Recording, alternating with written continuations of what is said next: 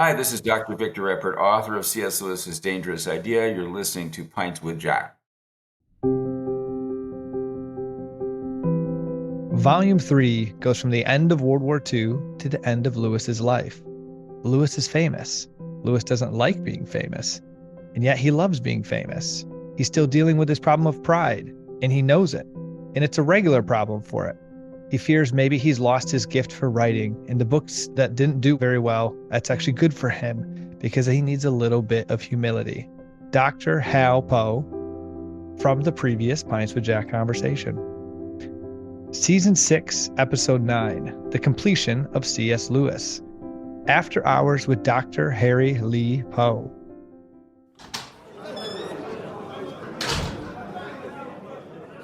Welcome, everyone. Here on Pints with Jack, we're working our way through the works of C.S. Lewis.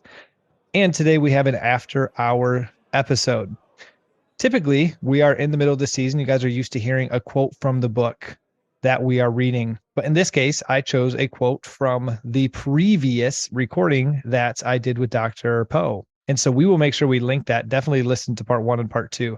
But I really like that and the way he phrased and the way you phrased, because you are here with us, Dr. Poe, the pride and being famous and loving it, but struggling with it, because it humanized Lewis, because we all can relate to struggling with vices and feeling them, being tempted by them. And so that was why I chose that. And Dr. Poe is with us here again today to now discuss how he described volume 3 in our last one. And so before introducing him, a little bit of background, since it's been a bit since he's been on the podcast. Dr. Poe serves as Charles Colson Professor of Faith and Culture at Union University in Jackson, Tennessee. Dr. Poe teaches, lectures, and writes about how the gospel answers the deep questions of every culture.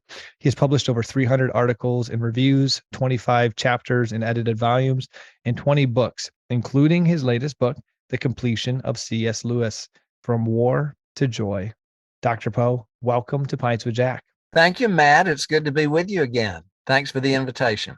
You bet. It's really good to have you back. I'm really grateful. I was telling David, I'm very grateful that I got the chance to be the one to do all of these 3 volumes with you, because on the podcast between Andrew, David, and myself, I am the least knowledgeable on C.S. Lewis. I'm the one that, as I read him, the works, I'm coming from more the naive amateur perspective of how is this impacting my spiritual life, impacting my theology.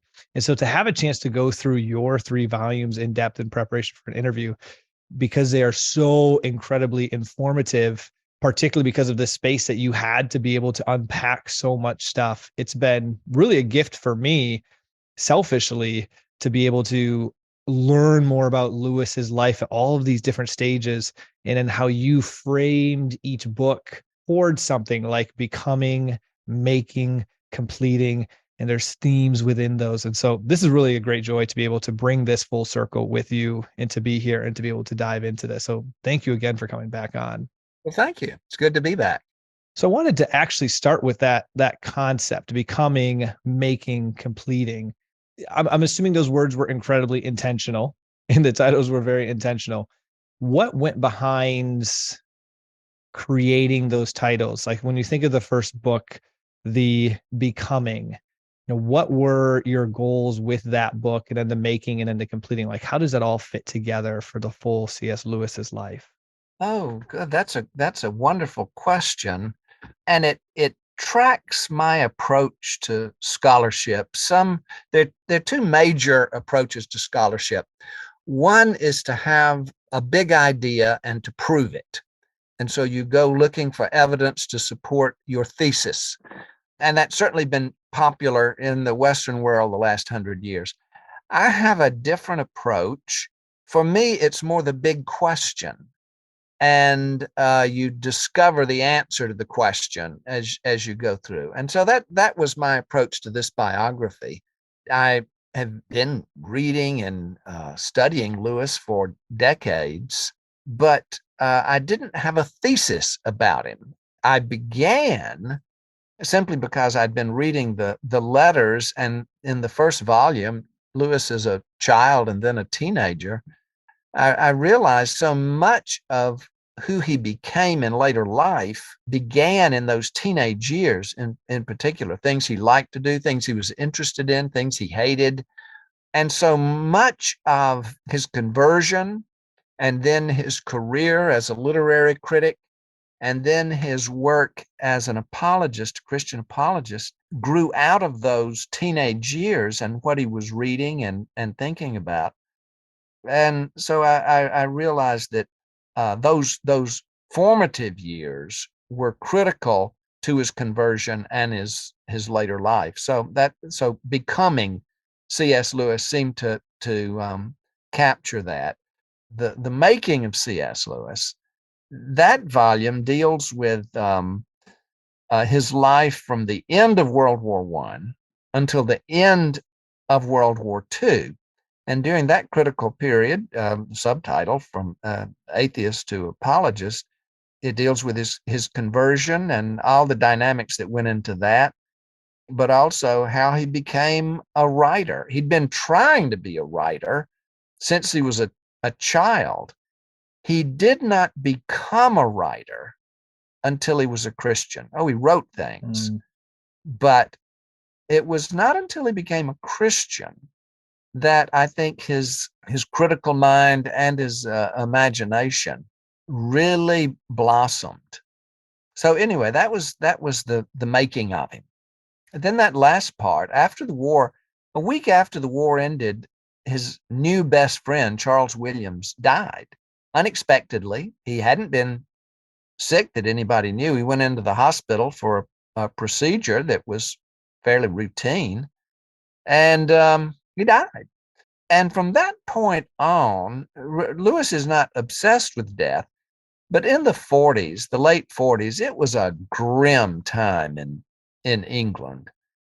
And it was a grim time at the kilns, and Lewis had a collapse, had to go into the hospital for 5 days in 1949. And he had just turned 50. And at age 50, he regarded himself as an old man. And so to a certain extent, he's preparing to die. And I think it reflects the Psalms, teach us to number our days. And in the completion of C.S. Lewis, all his life coming to a good close, things wrapping up. And in the Bible, among Christian theologians, this is known as sanctification.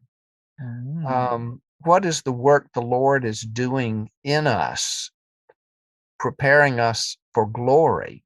Now, when he preached the weight of glory during the Second World War, there's an inkling, if I can use that word, of what's to come. But in his last few years, he really is reflecting on the relationship between everyday life, day after day, Tuesday afternoon, and glory. So that was the final title. But I have to also say that titles are a struggle for me. Writing a book is easy, but coming up with a title for the book is just ghastly. And I take comfort in the fact that Lewis was the same way. Most of the titles for Lewis's books were not Lewis's titles. They were the publisher's titles. He had some pretty ghastly titles for books. For what it's worth, I think having the word becoming, making, and completing is powerful titling. It tells me so much, which is why I wanted to start with that question. And the answer was beautiful because it tells you so much of the intentionality behind each of the books. And I love what you just said there with almost the sanctification near the end of his life, because as we're about to unpack into some of this, it wasn't all pretty in this last section. There was some misery, as we'll dive into in the beginning. There was suffering, there was struggling, there was a lot going on that he handled very nobly. And I love how that becoming, that making prepped him for this, the completing of it all. And so I didn't even think of that word sanctification until you brought into this discussion, but I feel like that fits so beautifully with this book. And before diving into some of these difficulties and unpacking some of the sections, what high level are a few of the key kind of milestones in this part We have the Joy Davidman. We have the period right Yeah, after World War II. Mhm. A lot was going on. Most Americans don't realize that in England, they were still having rationing into the early 1950s. So 7 years after the war, they were still rationing butter and meat and bread and clothes and paper. I didn't know that. And Lewis was getting care packages from Americans during that period. So it was a time of hardship. He was having a hard time with the academic politics at Oxford University after the war. There was a huge leftward turn in Britain, but it was exacerbated at the universities. And a new generation of faculty was coming in, and Lewis was the odd man out. And he was not much of an academic politician. Now, Tolkien was a superb academic politician, but Lewis just didn't know how to play the game. He just couldn't do it. So he had a hard time at Oxford. The home life, Mrs. Moore, who had been living with him since the end of World War I, was difficult in her prime, but she was impossible as she entered dementia, and she had a number of health problems, and so chaos reigned. Lewis wrote to his friend Sister Penelope, a nun at an Anglican convent near Oxford, that theirs was not a happy house. And the Inklings didn't know what was going on, but Lewis wrote to a number of people about what domestic life was like with Mrs. Moore.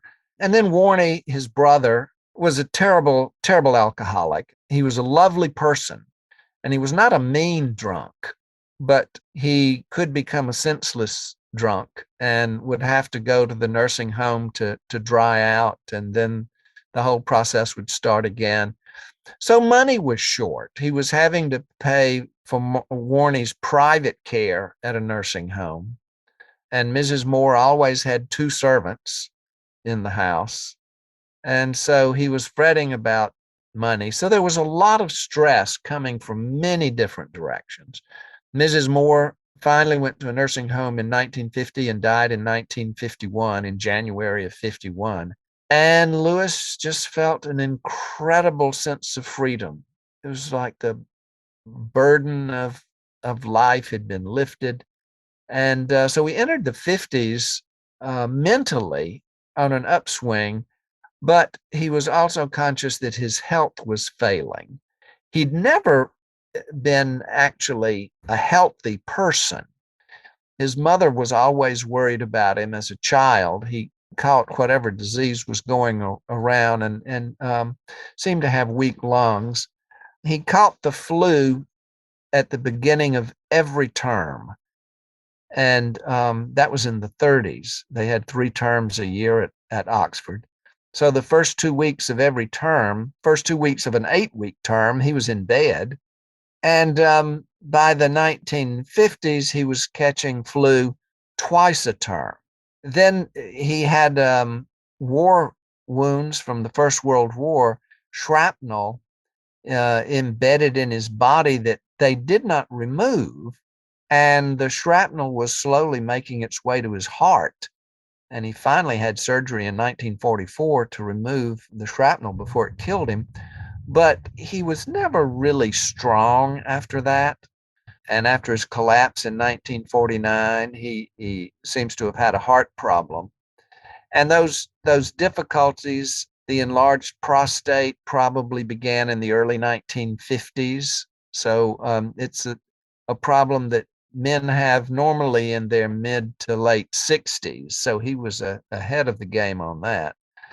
So that was a difficulty, but he always had a good disposition. Even up to the last days of his life, he was cheerful and took everything in stride. And I think this is an evidence of the grace he was experiencing. Mm-hmm.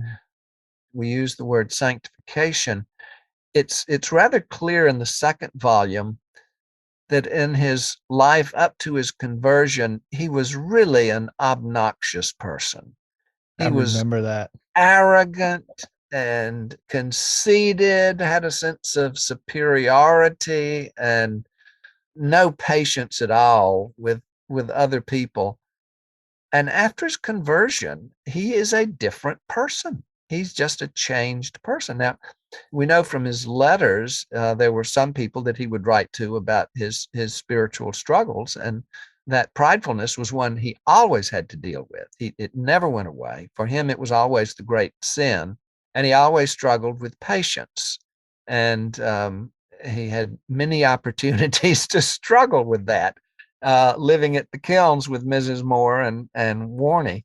So his really is an example of the Christian life for an ordinary person. And no one is more ordinary than Jack Lewis. He's just lived his life rather simply, and one little house there in town, and went to work every day and didn't go on adventures. How does that one statement go and I've always loved it. Whenever you pray to God and you ask for the virtue of patience, he doesn't necessarily bestow patience on you. He provides opportunities for you to grow in patience. And it feels like Yes. that's what you're sort of describing here. Yes. I Yeah. like So that. if you don't want those opportunities for growth, don't ask for patience. I Yeah. always think about that, how much of the struggles and difficulties in our life, I don't know if the right phrasing would be we sort of bring upon ourselves, but like if we have a strong ego and we have a deep devotion to our Lord, we're asking for him to constantly help that ego, he's going to create opportunities that are incredibly painful to rip that ego away from us. Whereas if we could just somehow lay it down a little bit more freely, it might be slightly less painful.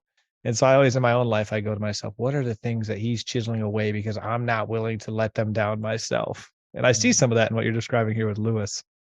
Yeah, and you can see in his life that in fact he did become a humble person, though he probably never saw himself that way.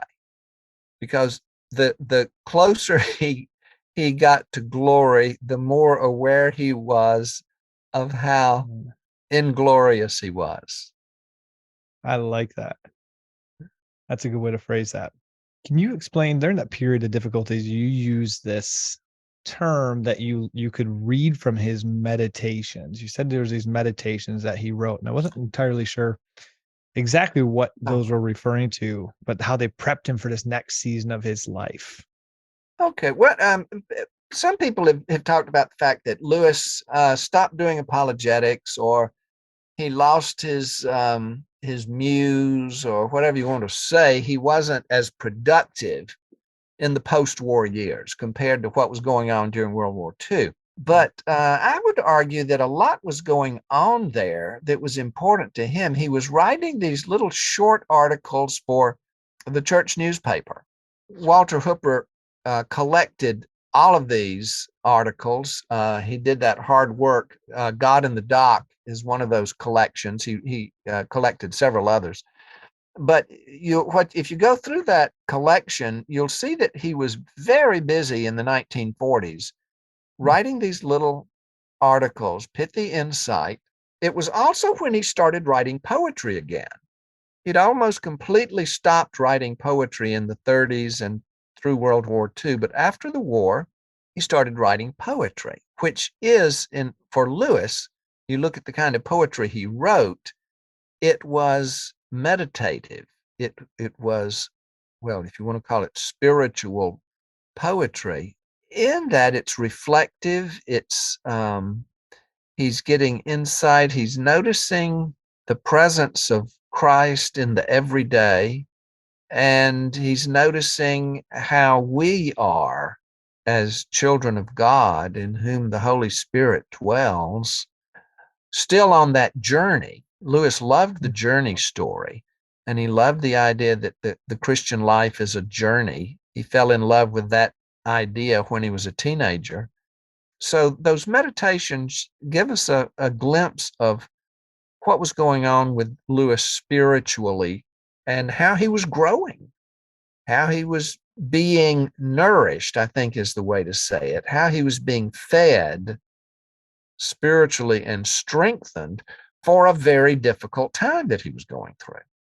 And he went through it. He had the strength he needed, the spiritual strength he needed to go through it. And he had a vibrant devotional life. He every day he spent time in prayer. He used the prayer book, which meant that he read a psalm every day. And so when we often neglect our relationship with the Lord, and then trouble comes and we say, "Oh Lord, why aren't you here?" Well, he's been there all along. We've just been ignoring him.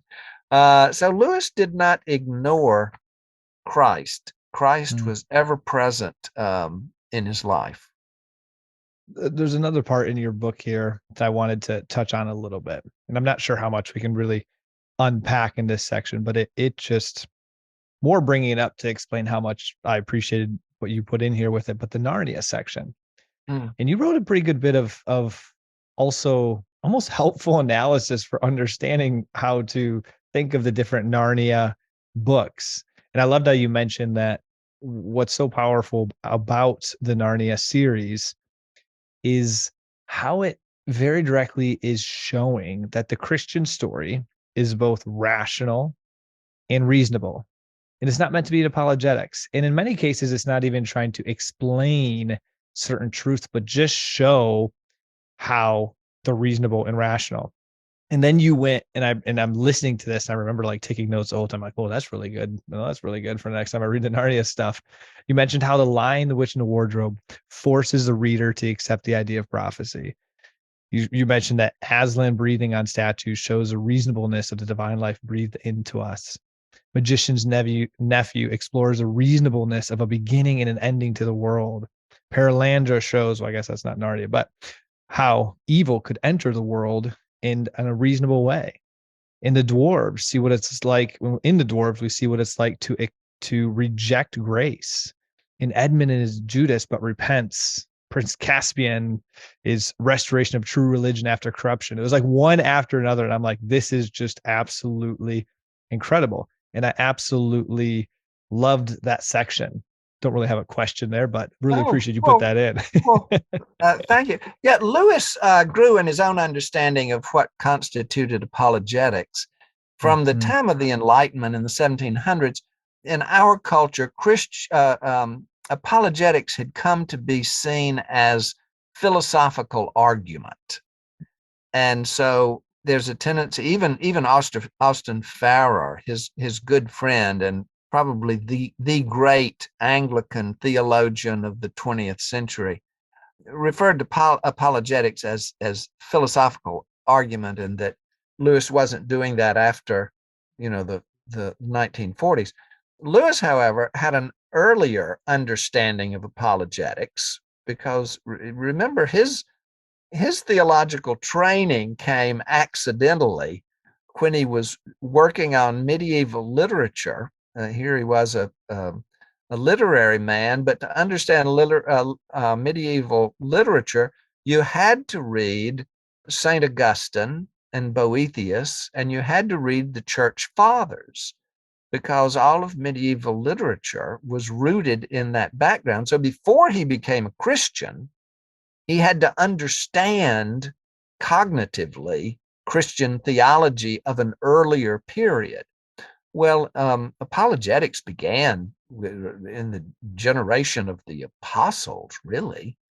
And after that, Justin Martyr and Irenaeus and all of these. So the idea of apologetics has more to do with answering questions rather than trying to prove something, to clear away the obstacles, especially the intellectual obstacles, to clear those away so that someone can hear the gospel, is willing to hear the gospel. And Lewis realized that there are several different approaches to apologetics. Now, the one that he was really good at, a rational argument, such as mere Christianity or miracles or the problem of pain. But at the end of World War II, some youth ministers had asked him to talk to them about how to do apologetics, and he gave some clues, some examples, and that sort of thing. But then in the middle of that talk, which was later published as Christian Apologetics in God in the Dock, Lewis said, what we need is not more little Christian books, but more little books by Christians on every subject with the Christianity latent. And he went on to describe how so many books have materialistic assumptions and presuppositions, and people take in so many of these kinds of ideas just in their whatever they're reading. And with the Chronicles of Narnia, he gives a set of Christian assumptions and presuppositions to a story. But he does the same thing in his academic work, in his critical literary studies, such as The Allegory of Love, still in print, Preface to Paradise Lost, still in print, The Discarded Image, still in print, and his contribution to the Oxford History of the English Language, which he referred to as the "Oh Hell."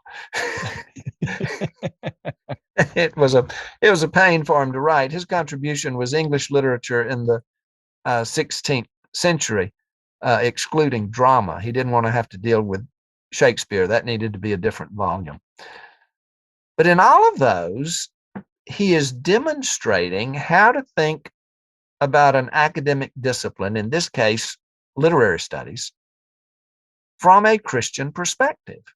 And you find that all the way through those books. So he was doing what in the 90s they were calling the integration of faith and learning, several generations before that project.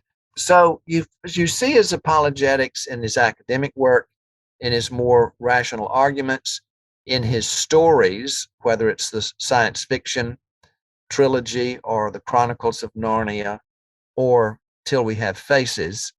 But you also see him doing the original kind of apologetics, which Jesus enjoined us to do, which is our testimony.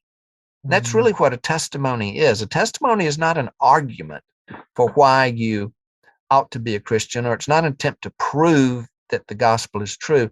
It is your own account of why you believe and what Christ has done in your life. And every Christian has a testimony. So every Christian can be like C.S. Lewis. He did that with his first work as a Christian, The Pilgrim's Regress, which he called specifically an apologetic.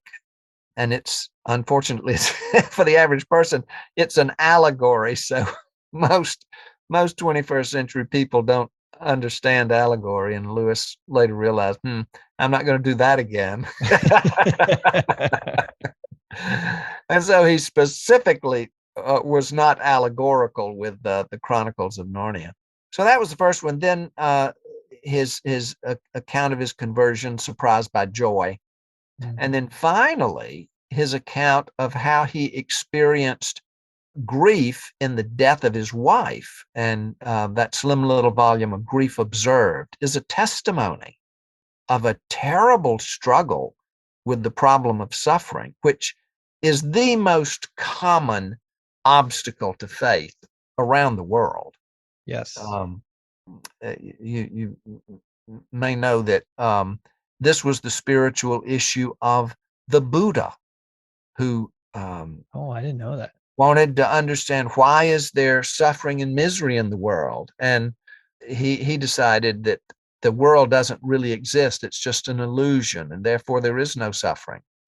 Well, that's an approach. Yep. And over 1 billion people follow that approach. But it was the same issue for Charles Darwin, whose daughter died.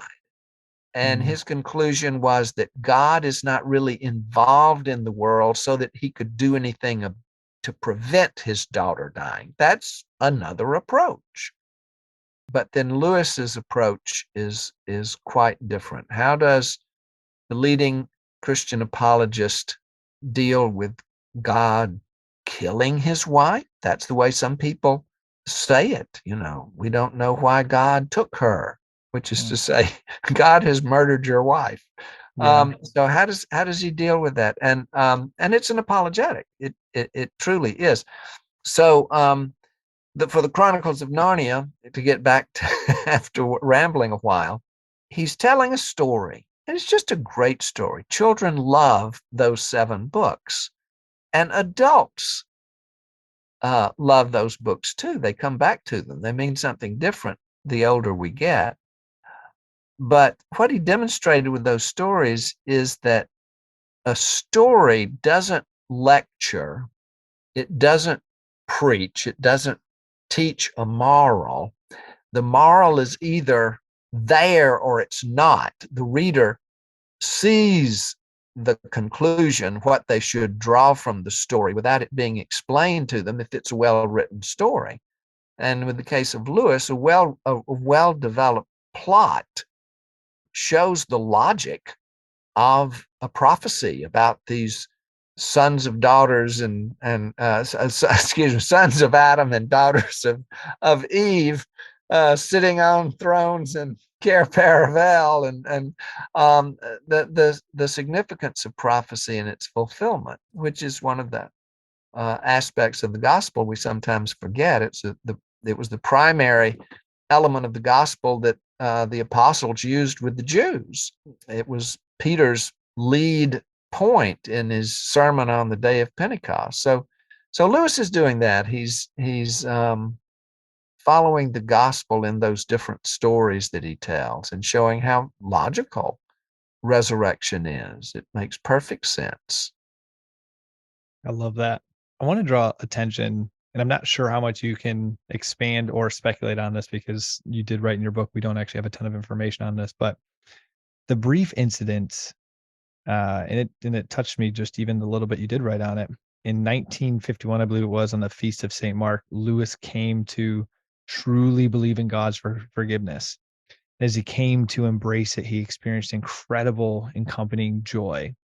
Anytime I hear something like that, my ears perk up, because how often do I intellectually know something, but I don't necessarily experience it or believe it in my heart? Like, what do we either know about that, or from your research, you can speculate around that event? Well, we know very little about it. He mentioned it to Sister Penelope in a letter.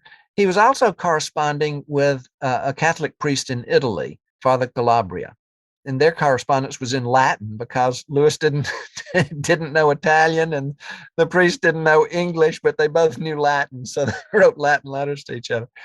But to both of them, he mentioned that on the Feast of St. Mark, which falls on April the 25th, 1951, he had this overwhelming experience of forgiveness. And he said, I'd always thought I believed in forgiveness. And as you say, intellectually, he affirmed it. He certainly knew that was a benefit of salvation, but he experienced it just in floods of joy, which for him was the ultimate experience. And of course, we know it's one dimension of the fruit of the Spirit: love, joy, peace. But what was the occasion? What did he need to experience forgiveness over? And goodness, it could have been an entire lifetime of faults. And here we just have to speculate. In terms of the timing, though, Mrs. Moore died in January of 51. And he had this overwhelming experience of forgiveness in April. And given all that we know of what had been going on at the kilns for 30 plus years, and Lewis bearing up gracefully. But at the same time, here we speculate again, inside feeling, I can't stand this old woman. I wish she'd go on and die. Did he have thoughts like that? Possibly, but here we're speculating. In Surprised by Joy, he talks about the deep regret he had for how he treated his father in the 1920s. And it may be have experienced forgiveness there, because he's not wallowing in guilt in Surprised by Joy. So who knows? But he certainly experienced it in a profound way. And I think this is another aspect of the Christian life. Jesus said, when the Holy Spirit comes, he will guide you into all truth and call to remembrance things concerning him.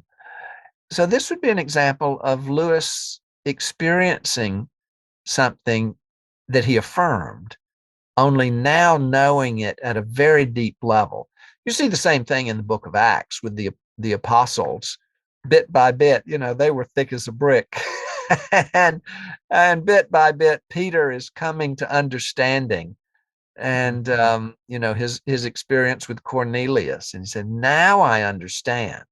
And I think that's probably the sort of thing that Lewis had happen. I've had that sort of experience before, and it's oh, golly, wow.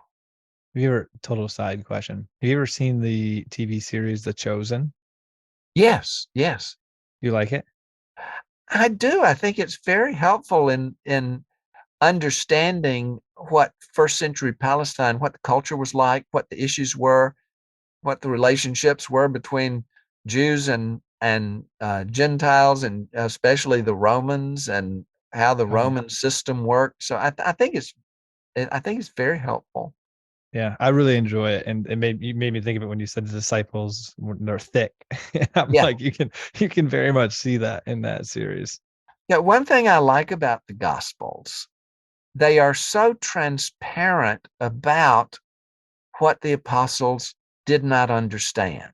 Mm-hmm. They didn't understand anything until after the resurrection. They just misunderstood. And they would say things like, coming down from the Mount of Transfiguration, Jesus said, "Now don't tell anybody about this until after the resurrection." We didn't know what he was talking about. We didn't know what he meant. Oh, that's such a good point. Yeah. So now turning to joy, I wanted to actually just get your thoughts, because I had a chance to interview Patty on the Becoming Mrs. Lewis, Mm-hmm. heard different takes on joy, Andrew's opinion on joy. You brought up a number of things in here. I'm just curious. There's a lot of different perspectives on joy itself. We had biographer George Sayer calling her possessive and jealous. There was some talk of the strained relationship between Jack and Tolkien. Didn't tell his friend about the marriage. Just curious, from your research, what you believe about joy, her relationship with Jack, some of the truths and myths around that. Oh, goodness. And I know there's no one knows for certainty. So yeah, she's certainly one of the most controversial figures related to Lewis biography. And you probably know that Lewis scholars and people who write and talk about Lewis have very strong opinions about her. Some adore her and some despise her, and it's all over the place. You mentioned George Sayer. As far as I can tell, most of the Inklings, except probably Neville Coghill, did not like her. And part of that is just she was American.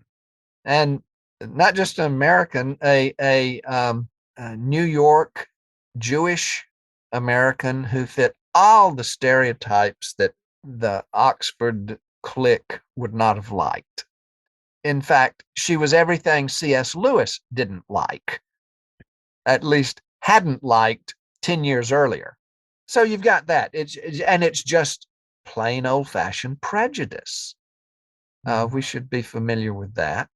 Lewis was pretty much cured of that in the late 1940s when he had this overabundance of generosity from Americans sending him food. He was able to eat during the times of austerity because Americans were sending him food packages on virtually a weekly basis. So the Inklings didn't care for her. George Sayer was not an Inkling, but he was as close to Tolkien as he was to Lewis. We sometimes forget that. And Tolkien and Lewis really grew distant. They grew apart from about the time Lewis started writing The Lion, the Witch, and the Wardrobe. And the Inklings as a writing club pretty much came to an end in 1949. They would still get together on a Tuesday morning and then later a Monday morning to drink it and talk. So they continued to be a talking club one morning a week, but they ceased to be a writing club. So they weren't any help to Lewis in his writing. He found other friends that helped him with the writing. But Tolkien and Lewis drifted apart, and Lewis didn't see him for big gaps of time, because he didn't come to the Morning Inklings. He was absent for years, especially once The Lord of the Rings came out. And he didn't care for Joy. So you've got that group. Austin Farrer and his wife Kay adored Joy, and they were the ones who took her to the hospital when she fell, and they discovered she had cancer. So it's a complicated thing. Some people say she was a gold digger, but I think she was too smart to be a gold digger. If she was, I mean, she was a very smart woman, and she would have been smart enough to know she could have done much better for herself in New York than Jack Lewis. I mean, she'd seen the way he lived and his meager existence, so she knew he had no money. So I don't think it's fair to call her a gold digger. Was she infatuated with him? Yes. Was she in love with him? Yes. No doubt about it. Did she want him? Yes. Is that unusual? No. Romance is that way. I mean, for crying out loud. Isn't that usually why people get married? I hope so. Was he scared to death of her at first? Yes. And it's fascinating to read the letters, her version of being with Jack and his version of them being together in 1952, 53, early on. But I don't think it's fair to say she was predatory, because when she came to England, she didn't go to Oxford. She went to London. And that first trip, she only saw him, a couple of times in 4 months. Did she want to see him? Yes, I'm sure she did. But at that point, she was still married. So she wasn't running after him when she was married. Okay, she went back, found her husband having an affair with her cousin. They got divorced. She brought the boys with her back to London. And again, she moved to London rather than to Oxford. Would she like to have been in Oxford? I'm sure she would. Did she want to marry Lewis? I'm positive she did. Did she make herself attractive? Completely. But she didn't move to Oxford until Lewis moved to Cambridge. So she was playing it cool. I'm sure she was. Yeah. Did she go after him? Yes, she There's did. nothing wrong with that. Was he glad she did? Yes. Mm-hmm. Yes. He was desperately in love with her once they were married. I don't think he was in love with her before they married, except there's one thing that troubles me, and I'm just not sure what to make of it. Joy was an open book in terms of giving a blow-by-blow account of everything that was going on in her life. And her letters to her former husband, Bill Gresham, are a window on what she was thinking and feeling, and every crisis that was going on. And she was quite explicit about everything and need for money and on and on and on and on. She didn't say a word in her correspondence with him about a visa problem. Not a word. And the only reason we believe there was a visa problem is because Jack said there was a visa problem, and he was going to marry her and bestow his citizenship upon her in a civil service that had no moral or religious obligation, because it was a state marriage and not a Christian marriage. Well, so the question is, did Joy, was there in fact a visa problem? And if not, was it something Joy concocted but didn't tell Bill? Or was it something Jack concocted? And I have no idea. It just it's just strange to me that there's no account from her about a visa problem. Hmm. Don't know what to make of it. Yeah. I'd never heard that before. I'm glad you mentioned that. Well, I don't know. I'm reluctant to mention it, but nonetheless, there it is. I Don't know. like it. And maybe she decided just not to mention it to Bill be, for whatever reason. I mean, she could be discreet if she had a reason to be discreet. Yeah. So it's just odd. I'm curious too, is I want to be conscious of your time here.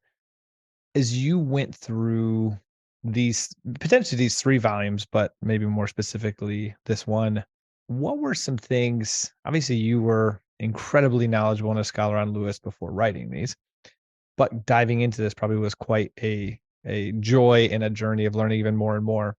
What were some of the couple of the big things that maybe you didn't know before, you didn't realize before, or some things that jumped out to you in this journey of these volumes? Yeah, I didn't realize. I'd always thought of Lewis as a hearty, robust, healthy person because he loved those long walks. But I was surprised to see just how many health problems he did have during his life. And I jotted down the number of times he was sick in the 20s. And it's amazing. That's in the second volume. I think I have a footnote there in which I mentioned, dozens and dozens and dozens of illnesses. So that was surprising to me. I'd always assumed that Owen Barfield was one of the Inklings, and everybody says he was. I mean, it's just standard knowledge. Owen Barfield was an Inkling, but I can't support that. I don't think there's any sense in which we could say he was one of the Inklings. He did attend a couple of meetings, but I don't think Owen Barfield became an Inkling until the 1970s.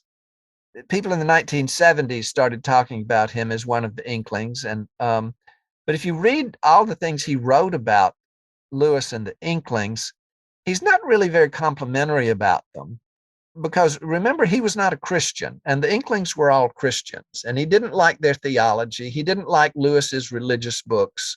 He liked his academic books. He didn't like his Christian books. He didn't like Lewis's reliance on scripture because Barfield didn't see the Bible as definitive and final. He believed in the corporate human imagination that is evolving, and so he opted for the heretics because they were the ones who were creative and coming up with new ideas, and therefore that demonstrated evolution. So that surprised me. I hadn't expected that. And then all that I found out about Joy, that just reading her letters was fascinating. I was surprised by the relationship between Lewis and Tolkien over the Hobbit and the Lord of the Rings. I'm convinced that Lewis is the one that provided Tolkien with the plot for both books. It's the journey story, There and Back Again. Yeah. That subtitle to The Hobbit is, in fact, the kind of story that Lewis was captivated by as a teenager and that he spent his whole academic life dealing with. It was the plot to William Morris's the Well at the World's End. It's the plot to The Quest for the Holy Grail. It's the plot for The Fairy Queen. He was writing on that when he died, and he deals with it in The Allegory of Love. And all of his fiction stories are that plot, There and Back Again. And the hero is changed in the course of the journey. Tolkien's stories, on the other hand, that you find in the Silmarillion, there's not a happy ending in the lot. And you go there and die. They're stories of doom, despair, destruction, desolation, and death. And Tolkien was working on The Hobbit, and he didn't know where to go with it. It just stalled. He didn't know what the journey was about. And at the same time, Lewis was working on The Allegory of Love. And they were meeting once a week to talk about what they were writing. And it was in that context that Tolkien was able to move forward and write a different kind of story, the There and Back Again story. And so the Lord of the Rings is the same plot, There and Back Again, but he stalled on the Lord of the Rings too. He got to the birthday party, but he still didn't know what the ring was, and he didn't know what to do with it. And Lewis had just written a letter to Owen Barfield saying somebody needs to do a retelling of the old Nibelungenlied. That's the old Norse story of the dwarf who makes the ring of power with which you can rule the world.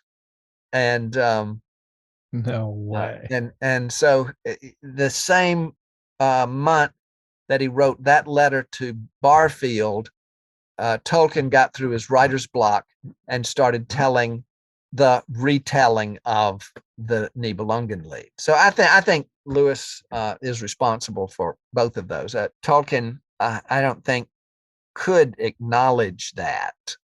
From the bits I've heard of Tolkien, it sounds like you would have a very hard time acknowledging that. But yeah, I'm convinced. I'm pretty sure it's not a smoking gun, but it's a loaded gun. Yeah, I like that. And I remember I'm actually going to be having a conversation with Dr. Glyer in a few weeks on her space trilogy book, Deeper Heaven. But when we chatted about Bandersnatch, she mentioned a big influence Lewis had on Tolkien with the Hobbit and the Lord of the Rings. And so she didn't get quite as explicit as you did there, but she was very convinced he played a very important role.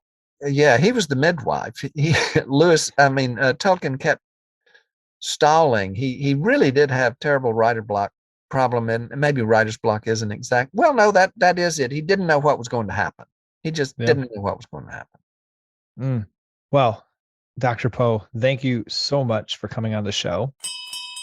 And as I hear the landlord ring the bell for the final drinks, can you please tell us where listeners can find out more about you and, much more importantly, pick up a copy of The Completion of C.S. Lewis, From War to Joy? Well, there's a wonderful bookstore in Hendersonville, North Carolina, Stan Shelley's Shelley and Son Books in Hendersonville. They specialize in books by the Inklings, and he has just secondhand editions, but he also has first editions. He also has signed first editions, and he's always got new stock. So he's the go-to person for Inklings material. If he doesn't have it, it doesn't exist. So that would be one place to get it. Of course, you can get it on Amazon, but that way you wouldn't get to talk to Stan. So I really want to go there now. Yeah. Oh, you need to. Yeah. Stan always brings a stall to our Inklings weekend in Montreat. The Inklings Fellowship is an organization that Don King and I have been operating since 2000, so 22 years. And we do a weekend at Montreat College every spring. Our website is inklingsfellowship.org. And every 3 years, we go to Oxford for an Inklings Week in Oxford. And we've just come back from that this summer. I can attest to, well, two things. One, I think I bought something from Stan because I got this very early copy of Beyond Personality at the Montreat retreat, where it was a stand. I didn't realize it was him, but there was all these first editions. There was one very expensive signed first edition. I was like, oh, I wish I was more successful in life because there's some cool stuff. Yeah. But I can attest to listeners, the Montreat retreat, David and I went, that would have been maybe 3 or 4 years ago, potentially. Absolutely incredible. Absolutely incredible. I mean, the speaker lineup was just to die for. So highly recommend that. And also there's an audiobook version of The Completion of C.S. Lewis. And so if you check that out, guys, I greatly enjoyed as in preparation for this. I wanted to re-listen to it a couple times and just going back and forth from work, having this listening and just going through Lewis's life. I thought that was an incredible way to consume this. So I very much enjoyed that. Well, thank you. Yes. Well, Dr. Poe, thank you again for coming on the show. And listeners, please join us next time when we'll continue going further up and farther in. Cheers. Cheers.